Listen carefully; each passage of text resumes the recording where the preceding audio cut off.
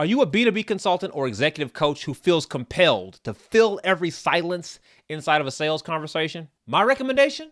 Lean into the silence.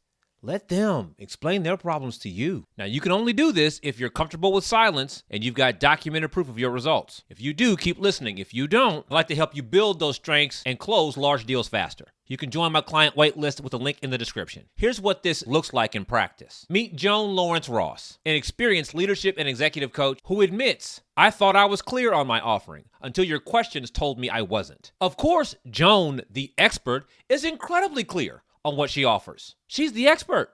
And as the expert, she felt compelled to have to explain what she does to make it make sense to those she's talking to. At this point, her reality was like most other consultants. Long, extended conversations, lengthy proposals, long sales cycles. When Joan joined my coaching program, I offered her a role reversal. Stop being the teacher and start being the doctor. Teachers explain concepts to students. Doctors diagnose the problems of patients. If you act like a teacher, you will fill the conversation with complex vocabulary that confuses your buyer.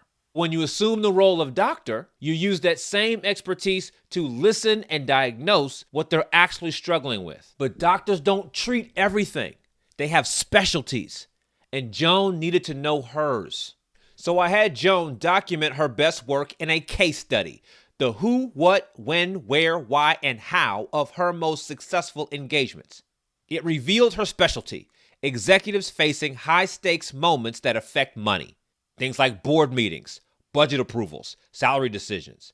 That case study became her diagnostic filter. Armed with this new clarity, Joan approached conversations differently. It was only a couple of weeks into the group coaching program where Joan got the opportunity to talk to a prospective client. And of course, she had to fight the urge to do the traditional explaining. Because I was trying, I kept hearing you all say where you said, don't teach, you're not training. Okay, so I was trying to communicate it in a way where I wasn't teaching. I was just saying, this is the solution that I'm looking to offer, and here's who I'm targeting, and here's what's about. She did a good job. She used a case study to frame the conversation, and then she was quiet. I just shut up, and then he just started talking. And then all I heard was everything that he had in previous conversations, the lack and challenges and the this. And I probably heard about the last 10 board meetings. She heard the situation. She offered her help. And then this happened. I said, well, if you're serious, we can start now. And I said, this is what I will cost. I said, you want to start now? Typically, I charge $5,000 for this personal session that I'm going to work with you. You know what he said? What did he say? I'll pay you 10. Shut the front door. Shut the front door. Shut the front door. I kid you not, Alze. And he's not paying me in terms. He's paying me full. The client doubled her price without negotiation and insisted on paying up front? Amazing. This single engagement eventually became $50,000. Okay. Remember that client I had that I went on? It was just exploratory. Yes. By the way, did you ever complete that arrangement? Did y'all do a coaching thing? Oh yeah, we're done with that. Okay. 50 grand later. Oh, that makes me happy every time. Okay. All right. Remember I said $5,000. He goes, oh, I'll pay you 10. And then, so he was setting the price for me. Uh-huh. Okay. All right. So yeah. Yes, indeed. Okay. So 50 grand later.